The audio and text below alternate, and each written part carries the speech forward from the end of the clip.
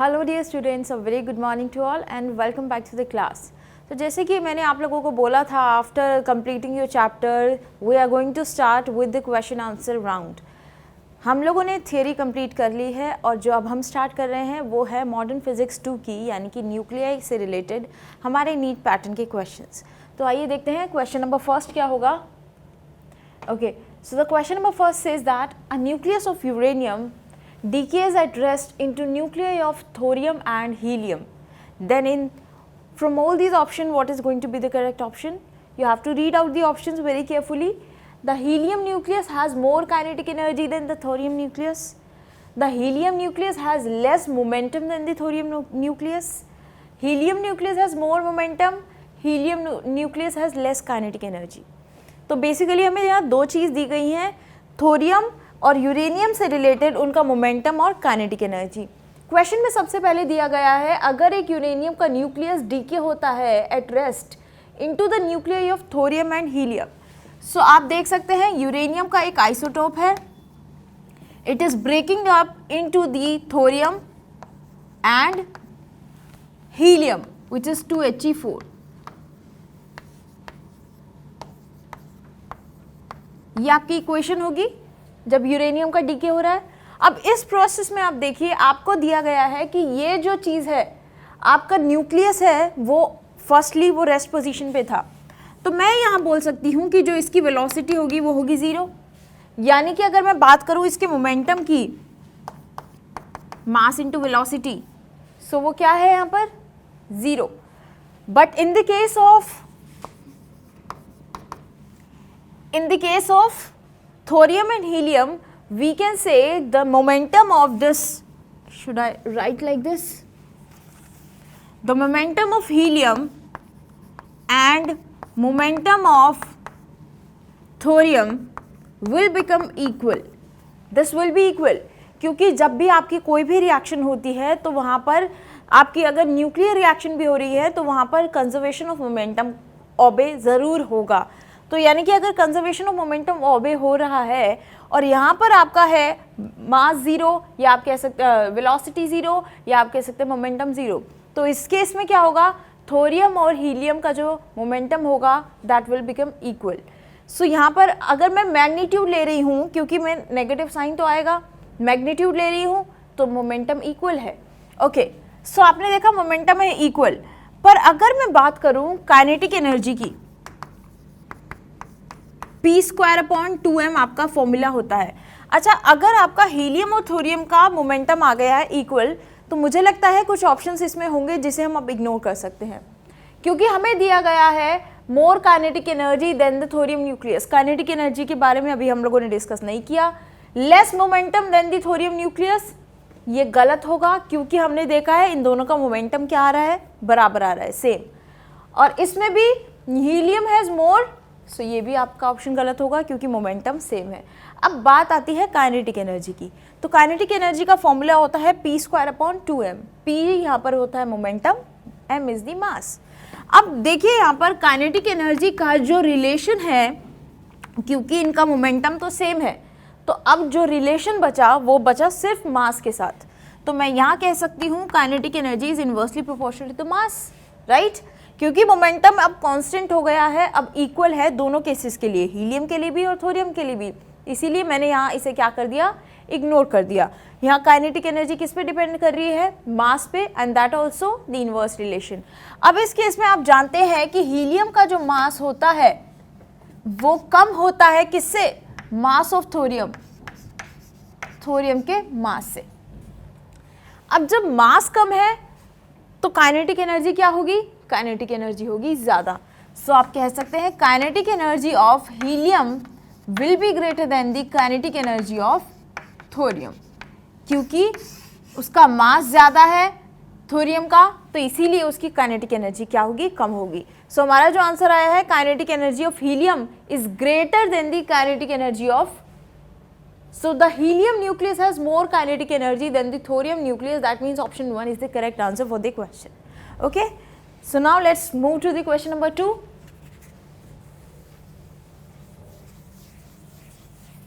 The question number 2 says that the half life of a radioactive substance is 30 minutes. देखिए यहाँ पर जो आपको क्वेश्चन कराए जा रहे हैं, ये जो क्वेश्चन है आपके प्रीवियस ईयर क्वेश्चन से उठाए गए हैं और कुछ नए सैम्पल पेपर से जो कि एक्सपेक्टेड क्वेश्चंस आपके कहे जाते हैं। तो ये जो क्वेश्चन है ये आपके ऑलरेडी आस्क्ड क्वेश्चंस हैं विच इज़ रेयरली और you can say frequently asked. The half life of a radioactive substance is 30 minute. So half life को हम कैसे लिखते हैं? मैं सबसे पहले वो लिख लेती हूँ जो मुझे वैल्यूज दी गई हैं। कैपिटल टी यानी कि हाफ लाइफ 30 मिनट्स दे दी गई है। The time taken between 40% decay and 85% decay of the same radioactive substances what? मुझे फाइंड आउट करना है टाइम।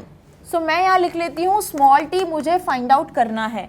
मुझे दे दिया गया है 40% डीके। तो अगर आप जानते हैं इक्वेशन होती है रेडियो एक्टिव डीके लॉ की, n equals to n not E raise to the power minus lambda T. ठीक है, आपको बोला गया है कि एक सब्सटेंस जो है वो 40% डीके हो गया है, तो वो जो बचा होगा वो कितना होगा? 100 माइनस 40। 40% डीके अगर हो गया है तो n कैपिटल हम किसके लिए डिनोट करते हैं? जो एटम्स बच गए हैं। सो एटम्स कितने बच गए हैं? 60% ऑफ n नॉट, इतने एटम्स आपके बच गए। सो आप इसे किस तरीके से लिख सकते हैं? 60/100 into n not. So you can write it like this, 0.6 into n naught. This is the n1. Okay. Similarly, अब जब आपका हुआ 85% डीके, उस केस में क्या होगा? आपके जितने नंबर ऑफ एटम्स वो बचेंगे वो होंगे 85%, सॉरी 100 माइनस 85। पहले केस में जब 40% डीके हुआ तो आपके 60% बच गए। अब इस केस में क्या हो रहा है? 85% डीके हो रहे हैं, तो बचेंगे कितने? 100 माइनस 85 यानी कि 15%।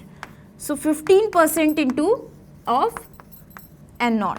So you can say 0.15 n not. ये बचे आपके n2, राइट। अब आपके पास आ गए हैं n1 की वैल्यू और n2 की वैल्यू। हमें निकालना है टाइम, तो इजीली यहाँ से निकाल सकते हैं। कैसे? देखिएगा, आप इस इक्वेशन को लिख सकते हैं n1/n2 equals to n not E raise to the power minus lambda t1, क्योंकि हमारी जो इक्वेशन होती है वो होती है n equals to n not E raise to the power minus lambda t। आपके पास आ गए हैं n1 और n2। सो अगर मैं यहाँ से देखूँ, एक रिलेशन हाफ लाइफ के साथ मेरा और आता है, वो है n1/n2 इक्वल्स टू 1/2 की पावर n, और इसी 1/2 की पावर n को आप लिख सकते हैं time which we have to find out, यानी कि हम टाइम टेकन की बात कर रहे हैं यहाँ पर। और ये जो कैपिटल टी होता है ये होता है किसी भी रेडियो एक्टिव सब्सटेंस की half life.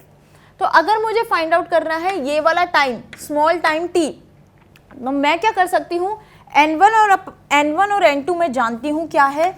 It is 0.6/0.15 is equals to 1/2 की पावर n, और n को मैं लिख सकती हूँ t, यानी कि ये जो फाइंड करना है अपॉन 30। सो जब मैं इसको सॉल्व करूंगी, देखिएगा आपके पास आया 4 इक्वल्स टू 1/2 की पावर t/30। ठीक है, ये था आपका n1/n2। इसी को अगर मैं फॉर्म में लिखूं, that is n2/n1 equals to 1/2 की पावर n, तो मेरे पास क्या आएगा? मेरे पास आएगा 1/4 की पावर 1/2 t/t। चलिए कैपिटल टी को हम लिख लेते हैं एक ही बार में 30, क्योंकि हमें दिया गया है कैपिटल टी यानी कि half life equals to 30 minutes. तो मैंने यहाँ क्या किया? अब आपके पास आ गया है 1/4। आप इसे यहाँ से भी देख सकते थे, पर क्योंकि हमें क्या करना है, हमें निकालना है स्मॉल टी, और इसको करने के लिए मुझे क्या करना पड़ेगा? अगर अपने बेस सेम हो गए तो मैं एक्सपोनेंट्स को कंपेयर कर सकती हूँ। तो इसीलिए हमने जो यहाँ पर लिया, हमने ले लिया n2/n1। सो अगर n2/n1 आपने लिया तो वो क्या हो गया? इसे कर लीजिए n2/n1। आपके पास जो निकल कर आई n2 was 0.15 and it was 0.6. So it came out to be 1/4. So you can say N2 upon N1 has came out to be equals to 1 upon 2 की पावर 2. ठीक है, इसे ऐसे लिख सकते हैं 1 upon 2 की power 2. Now since base is same, you can compare the exponential part. So 2 will be equals to t upon 30 और your time will come out to be 60 minutes. तो ये जो आपका होगा, it will be the time taken between the 40% decay and the 85% decay. And now we have to verify from the given option कि ये option available है या नहीं. So yes, I can see option number D, 60 minutes is the correct answer for the question. Okay. So question था आपका half life से related. जो question में बच्चे अटकते हैं वो यहाँ अटकते हैं कि आप लोग जो थे आप यहाँ 40% को ही यूज़ कर लेते. बट ये आपको देखना है कि ये जो आपको दिया गया है ये आपको दिया गया है डीके. अब डीके के बाद जितने एटम्स आपके बचते हैं वो कितना होगा 100% माइनस 40%. सो आपके पास बचा 60%. तो ये हुआ आपका N1 जितने एटम्स आपके बचे. यही चीज़ इस क्वेश्चन में थी जो इस क्वेश्चन को एक इम्पॉर्टेंट क्वेश्चन बनाती है. उसके बाद तो आप इजीली सॉल्व कर ही सकते हैं. क्वेश्चन नंबर 3 देखेंगे.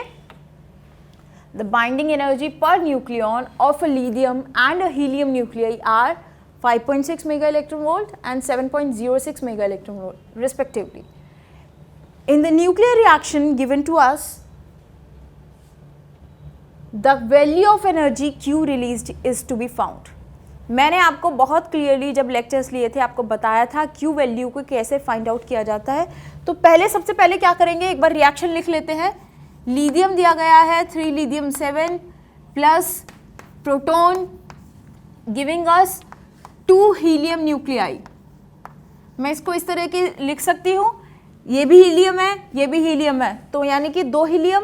सो मैंने इसे लिख लिया 2 हीलियम प्लस Q.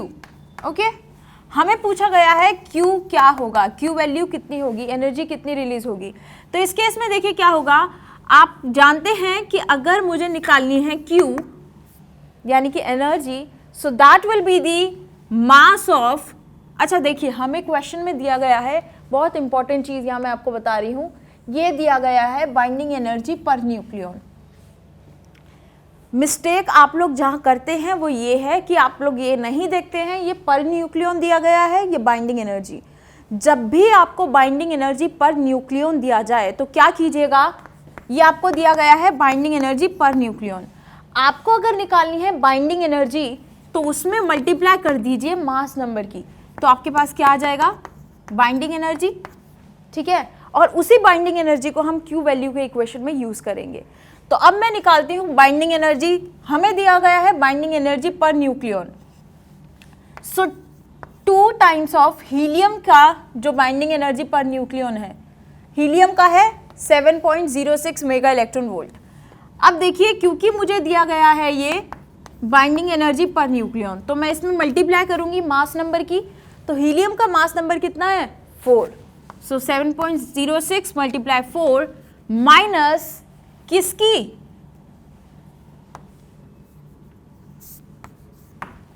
अब दी गई है 5.6 मल्टीप्लाई इसका मास नंबर. तो हीलियम का मास नंबर लिथियम का मास नंबर है 7. अब मेरा क्वेश्चन आपसे ये है कि हमने हाइड्रोजन की एनर्जी को कंसीडर क्यों नहीं किया, बाइंडिंग एनर्जी को, क्योंकि जो हाइड्रोजन की या प्रोटॉन की अगर बात करें उसकी जो बाइंडिंग एनर्जी होती है it is almost 0 and even the question हम लोगों को इसकी वैल्यू नहीं दी गई है इसीलिए हम इसे यूज़ नहीं करेंगे. तो अब क्या कीजिए, इसे सॉल्व कर लीजिए. आपके पास जो वैल्यू आएगी 2 मल्टीप्लाइड बाई 7.06 मल्टीप्लाई 4 मल्टीप्लाई कर लीजिए. 6 4 are 24, 7 4 are 28, 28.24 minus 5.6 into 7, 7 5 are 35 and 4 39, so it is 39.2. और क्या करना है, फिर से मल्टीप्लाई कर दीजिए 28.24 की 2 में, 56.548 माइनस 39.2. सो आपके पास जो निकल कर आई है एनर्जी दैट विल बी 17.28. सो हमारी जो एनर्जी निकल के आई है यहाँ पे 17.28. So let us just verify. या in the option I can see 17.3 mega electron volt is the answer. और जो आपकी निकल कर आई है 17.28, अगर आप इसको एक्यूरेट वैल्यू माने, अगर आप इसको अप्रॉक्सीमेट करें तो ये कितनी आएगी 17.3 मेगा इलेक्ट्रॉन वोल्ट। सो इसका मतलब यहाँ जो ऑप्शन आपको दिया गया है option number D is the correct answer for the question. Okay, so now let's just move to the next question. खेल था यहाँ पर बाइंडिंग एनर्जी पर न्यूक्लियॉन का। ये खेल समझ आ गया तो क्वेश्चन बहुत इजी हो जाएगा। Question number 4, half life period of a radioactive substance is 6 hour. Half life दी गई है, सो कैपिटल टी से मैं इसे लिख लेती हूँ, 6 आवर मुझे हाफ लाइफ दी गई है। आफ्टर 24 आवर, मतलब मुझे फिर से टाइम भी दे दिया गया है, यानी कि स्मॉल टी दे दिया गया है। After 24 hour activity is 0.01 micro curie. Activity को मैं डिनोट कर लेती हूँ आर से। सो आर वॉज कितना 0.01 माइक्रो क्यूरी। ठीक है, what was the initial activity, मुझे फाइंड आउट करना है आर नॉट। ये तो बहुत इजी क्वेश्चन हो गया, क्योंकि अगर आपका दिमाग चलता है इसमें कि मैं एक्टिविटी को टाइम से, हाफ लाइफ से कैसे कोरिलेट करूं, क्योंकि जैसे मैंने आपको लेक्चर में बताया था, जब मैंने आपका लेक्चर लिया था उसमें मैंने आपको बहुत क्लियरली बताया था कि एक्टिविटी का भी जो फॉर्मूला होता है उसको भी हम लिख सकते हैं as R equals to R not E raise to the power minus lambda T. और इसे हम ऐसे भी लिख सकते हैं कि हाफ लाइफ पे हमारे जो आर अपॉन आर नॉट होंगे that will be equals to 1/2 की पावर एन। और आप जानते हैं हम एन को कैसे लिख सकते हैं, small T upon capital T. Small T आपका क्या होगा, टोटल टाइम टेकन, और capital T is the half life. ठीक है, तो यहाँ पे आर अपॉन आर नॉट मुझे फाइंड आउट करना है। आर मुझे दिया गया है 0.01 micro curie upon R not equals to 1/2 की पावर एन, यानी कि small T upon capital T 24/6। So ये मुझे दे दिया गया है। अब देखेंगे क्या वैल्यू निकल के आती है। So 0.01 micro curie upon R not will be equals to 1/2 की पावर 4। ठीक है, 6 4 24। अब R not will be equals to 0.01 micro curie multiplied by 2 की पावर 4। सो 2 की power 4 is 16, so 0.01 microcurie multiplied by 16 will come out to be 0.16 microcurie. And now we have to verify from the given option whether this is available or not. So let's just move 0.16 microcurie. So yeah, I can see option number D is the correct answer for the question. Okay? So this was the approach. अगर आपको ये चीज़ याद है कि हम लोग activity को कैसे कोरिलेट कर सकते हैं हाफ लाइफ के साथ, तो आपके लिए क्वेश्चन बहुत ईजी हो जाएगा। पर वही बात होती है कि एग्जाम में आपको ये चीज़ याद रहनी चाहिए। Okay, question number 5, a nucleus ruptures into 2 nuclear parts which have their velocity ratio equal to 2:1. So what will be the ratio of their nuclear sizes? हमें दे दिया गया है एक न्यूक्लियस है, रप्चर हो रहा है 2 न्यूक्लियाई में, एक का मास होगा, मान लेते हैं एक का मास है m1, एक का मास है m2। वेलोसिटी का रेशियो दे दिया गया है, एक वेलोसिटी v1 से मूव कर रहा है, एक वेलोसिटी v2 से। So v1 upon v2 is given to be 2/1, यही दिया है। ठीक है, what will be the ratio of their nuclear size, हमें न्यूक्लियर साइज के लिए हमें पूछा गया है इसका रेशियो क्या होगा, यानी कि हमें R1 अपॉन R2 जो है वो फाइंड आउट करना है। अब सबसे पहले हम लोग जानते हैं कि ये जो न्यूक्लियर था वो एक रेस्ट पोजीशन पर था, तो यहाँ पर जो इसका मास होगा, जो वेलोसिटी होगी वो 0 होगी, पर ये जो है v1 से मूव कर रहा है v2 से। By using the law of conservation of momentum,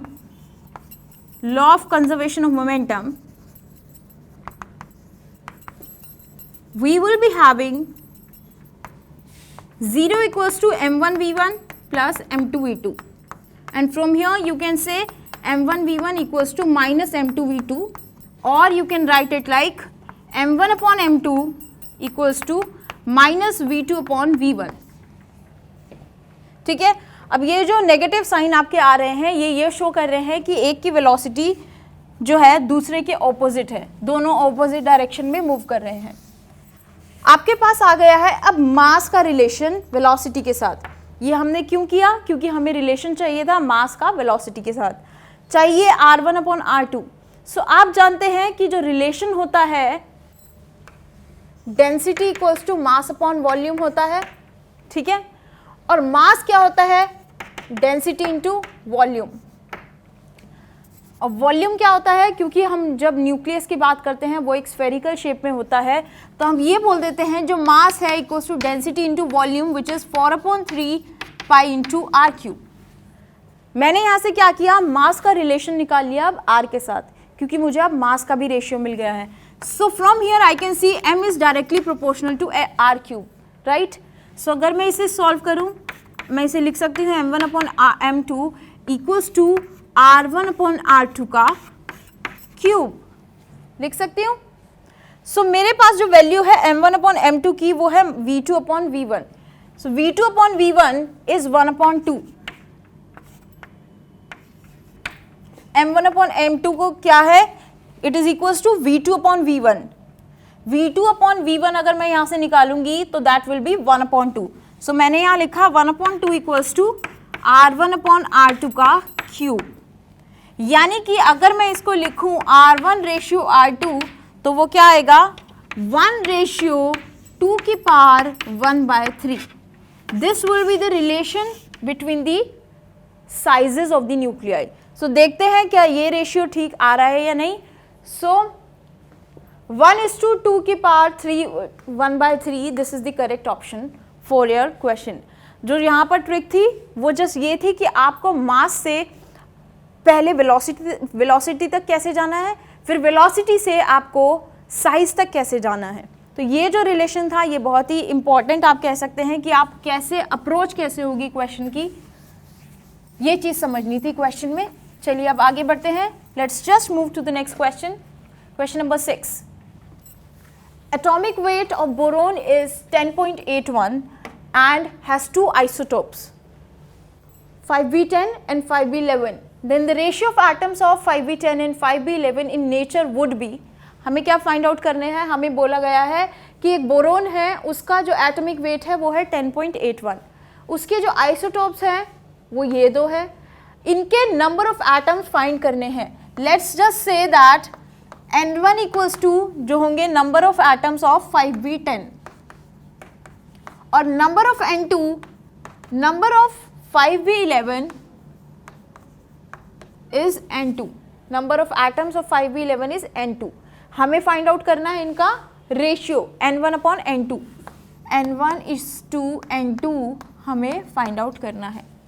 तो देखिए यहाँ से हम लोग जानते हैं, ये बहुत ही आप कह सकते हैं इजी भी है और ये आपको पता भी होना चाहिए कि जब हम बात करते हैं एटॉमिक उसके आइसोटॉप्स के बारे में, सो जो उसका एटॉमिक वेट होता है किसी भी एलिमेंट का, that will be equals to n1 multiplied by the atomic weight of first isotope, जितने भी उसके आइसोटोप हैं, आइसोटोप प्लस n2 यानी कि उसके एटम्स कितने हैं, multiplied by number of second isotope, n2 multiply atomic weight of second isotope.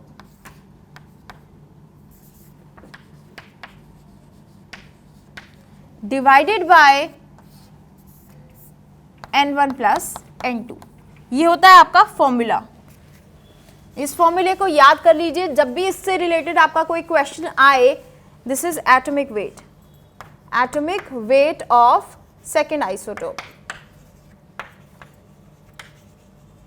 ठीक है, तो आपको ये फॉर्मूला लगाना है। अब हम जानते हैं कि n1 और n2 तो हमें फाइंड आउट करना है। Atomic weight of the element, अब यहाँ पे एलिमेंट जो दिया गया है वो है बोरोन, सो इसका जो एटॉमिक वेट है वो टोटल दे दिया गया है 10.81। n1 multiplied bye atomic weight of first isotope, तो फर्स्ट आइसोटोप आपका जो वेट है वो हमें दिया गया है, क्योंकि जो वेट की बात कर रहे हैं यानी कि एटॉमिक मास, तो यहाँ पर क्या है 5b10, सो जो 10 है ये है आपका एटॉमिक मास, तो n1 multiplied bye 10 plus n2 multiplied by the 11 upon N1 plus N2। ठीक है, सो यहाँ से अब आपके पास एक बहुत इजी सी इक्वेशन बन के आ जाएगी।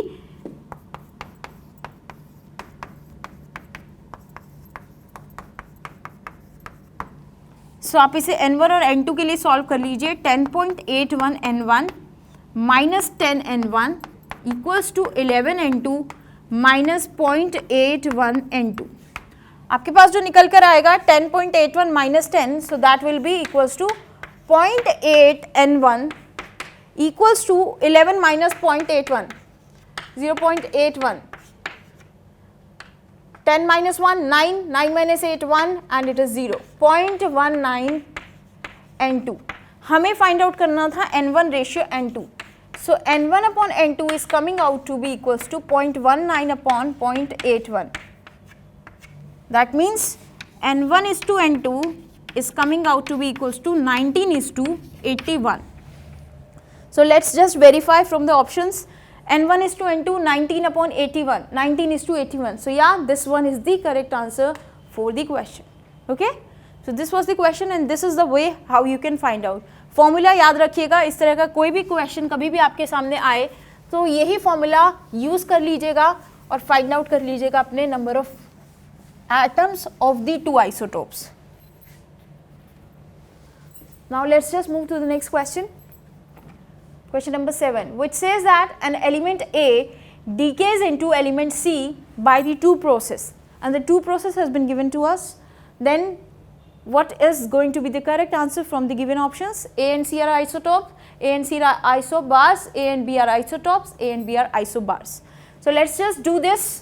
A से क्या हो रहा है, B में convert हो रहा है और हमें दे रहा है एक हीलियम एटम, यानी कि ये जो प्रोसेस हो रहा है ये हो रहा है अल्फा डीके।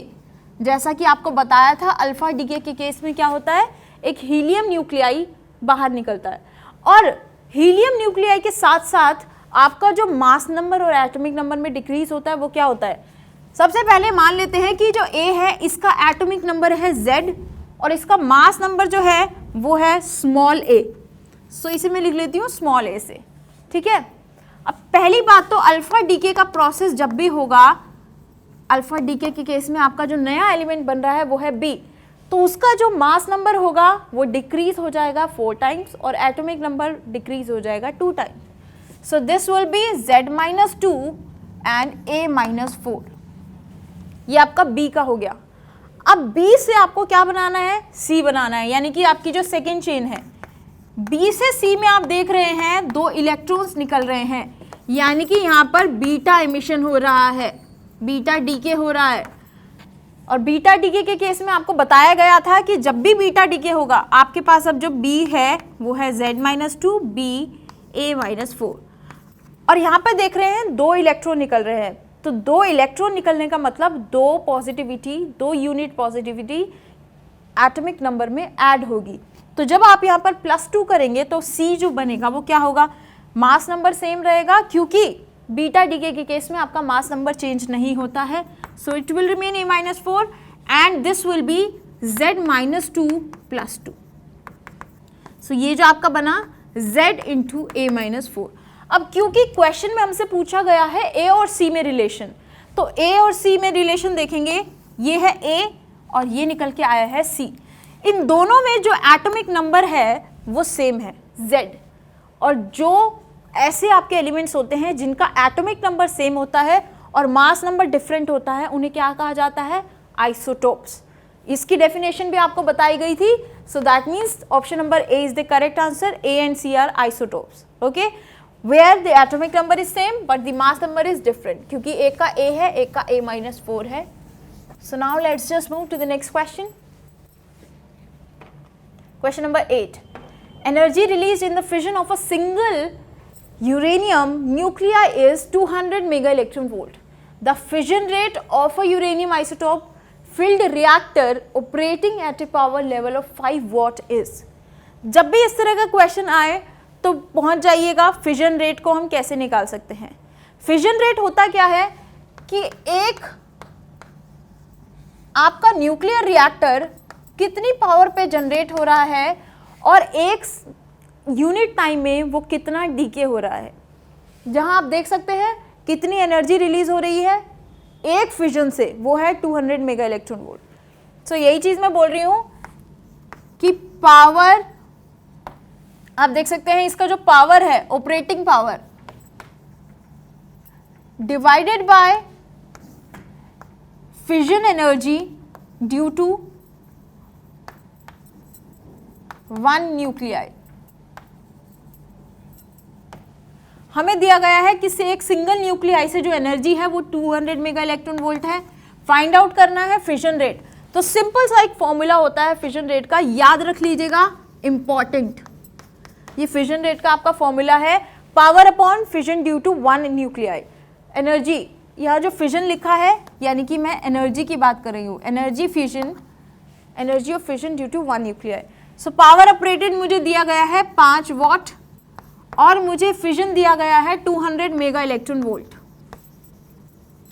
अब मेगा इलेक्ट्रॉन वोल्ट को अगर मैं चाहूँ किस में कन्वर्ट करना, जूल में कन्वर्ट करना, तो मैं इसे कैसे कर सकती हूँ, 200 मल्टीप्लाइड बाय 1.6 इंटू 10⁻⁻13 जूल। ये हुआ आपका। अब क्या करेंगे, आपके पास जो भी आया है इसे सॉल्व कर लीजिए और जो वैल्यू आपके पास आएगी it will B approx 1.5756 into 10⁻11 approx, इतनी ही आपकी एनर्जी आएगी। और यहाँ क्योंकि आपके पास आ रहा है यूनिट में वोल्ट पर जूल, तो वोल्ट पर जूल क्या होता है, अगर मैं पावर की टर्म्स में बात करूं तो वो होगा पर सेकेंड। मैंने इसे जूल में इसलिए कन्वर्ट किया क्योंकि मुझे आंसर में जो यूनिट चाहिए थी वो चाहिए थी पर सेकेंड, और पर सेकेंड के लिए आपका जो आप कन्वर्ट करेंगे उसको वो करना पड़ेगा आपको जूल में। तो 1.56 into 10⁻11, let's just check option number B. So the correct answer for the question. याद रखना है सिर्फ फॉर्मूला, और ज़रा सा अगर दिमाग चलाएंगे, अगर आपको फॉर्मूला भी नहीं पता है, ज़रा सा दिमाग चलाएंगे तो आप इस चीज़ को सोच सकते हैं कि फिजन रेट होता क्या है। क्योंकि 2 चीज़ें आपको दे दी गई हैं, तीसरी चीज़ आपको फाइंड आउट करने के लिए बोली है, तो आप बहुत इजीली इसे कोरिलेट कर सकते हैं अगर प्रेजेंस ऑफ माइंड उस समय आपका हो तो। Question number 9 says that what is the radius of iodine atom whose atomic number is 53 and mass number is 126। Options हमें दिए गए हैं। चलिए, radius of atom iodine, iodine का जो एटॉमिक नंबर है वो दिया गया है 53, वो होता है 53। अब 53 को अगर मैं इसे लिखूं in the terms of electronic configuration, so that will be 2 8 18 again 18 and then कितने 18 18 36 36 एंड 10 46, और ये होता है 53। सो कितने बचे 7। ये हो गया आपका इलेक्ट्रॉनिक कॉन्फ़िगरेशन। अब यहाँ से अगर मैं देखूँ n कितना होगा, so n will be equals to 1 2 3 4 5, यानी कि 5 ऑर्बिट में आपके इतने इलेक्ट्रॉन्स हैं। ठीक है, अब हमें क्या फाइंड आउट करना है, हमें फाइंड आउट करना है रेडियस। मैंने ये चीज़ क्यों की वो आप अभी समझेंगे, क्योंकि जो आपका रेडियस होता है it is equals to r0 into N square upon Z, और यहाँ से आप जानते हैं R0 एक कांस्टेंट होता है जिसकी वैल्यू होती है 0.53 एंगस्ट्रॉम, या आप इसे लिख सकते हैं 0.53 इंटू 10⁻⁻10 मीटर, राइट। सो आपके पास R0 की वैल्यू है, आपके पास N की भी वैल्यू है, आपके पास Z की भी वैल्यू है, आप यहाँ से रेडियस निकाल सकते हैं। So radius will be equals to R0 यानी कि 0.53 into 10⁻⁻10 multiplied by n square which will become 25 divided by z। z आपको दिया गया है 53 atomic number. So after solving it you will get the radius equals to 2.5 into 10⁻⁻11 metre. एक बार calculation कर लीजिएगा, चेक कर लीजिएगा कि कैलकुलेशन सही है या नहीं। सो आपको बस जो याद करना था, आपको जो दिमाग लगाना था वो ये था कि आप n को कैसे निकालेंगे, क्योंकि फॉर्मूला है ये n निकालना है। n निकालना है हमने किससे, उसके इलेक्ट्रॉनिक कॉन्फ़िगरेशन, बहुत सिंपल चीज़। ठीक है, तो ये आपके पास आ गया r की value. So 2.5 into 10⁻⁻11, only option A is the correct answer for the question, right. Now let's just move to the next question, the last question for the session.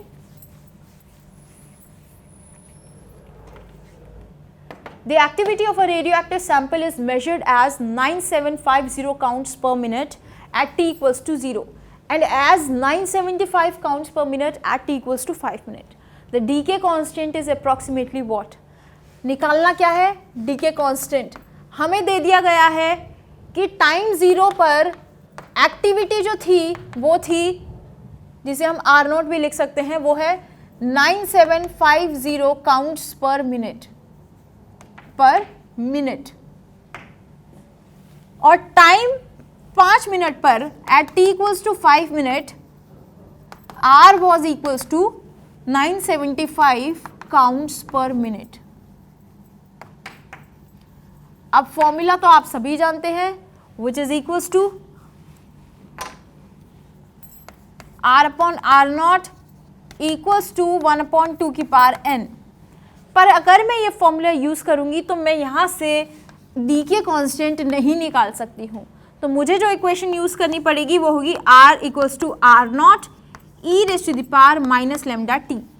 यहाँ से मैं क्या निकाल सकती हूँ? लेमडा. तो देखिए क्या किया मैंने, R upon R0 equals to e raise to the power minus lambda t, या आप इसे लिख सकते हैं R0 upon R equals to e raise to the power lambda t. मुझे अगर e को पॉजिटिव बनाना है, अब क्या कीजिएगा, दोनों साइड का लॉग ले लीजिए, taking log on both sides, so you will be having log e base R0 upon R equals to log e base of e raise to the power lambda t. अब देखिए अगर आप इसका log लेंगे so that will be log e base e raised to the power lambda t, and lambda t will come into the forward position, so we will be left with log e base e which is equals to 1. so आप directly यहाँ लिख सकते हैं lambda t. ठीक है, आपके पास आया log e base r0 upon r equals to lambda t.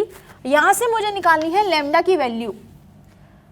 अब इसको आपके पास जो आया log e base r0 upon r, अगर कन्वर्ट करना चाहें आप इसे किस में, log 10 बेस में, so log 10 base will be equals to, कैसे होगा, किसकी मल्टीप्लाई की जाती है, 2.303 R0 upon R equals to lambda T.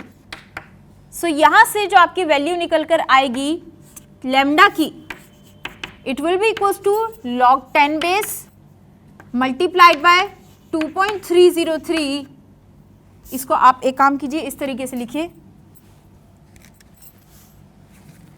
2.303 log 10 base R0 upon R. अब देखिए R0 हमें दिया गया है 9750 और R मुझे दिया गया है 975 अपॉन T. टाइम मुझे दिया गया है 5 मिनट, तो मैं यहाँ 5 लिख देती हूँ. लेमडा मेरा जो यहाँ से निकल के आएगा, log 10 बेस 10 क्या होता है, it is equals to 1. So you will left with 2.303 into 1 divide by 5. इसे सॉल्व करेंगे क्योंकि ये है 5 मिनट, तो आपके पास जो लेमडा की वैल्यू जो निकल कर आएगी that will be equals to around 0.61 minute inverse. ये होगी आपकी डीके कांस्टेंट की value. And now let's just check 0.461 is the correct answer और not. 0.461 option C is the correct answer from the given question. And this was the question from the NEET pattern exercise. We'll be meeting again and discussing something more important, something new question related to the chapter. Till then, you just take care. Thanks a lot.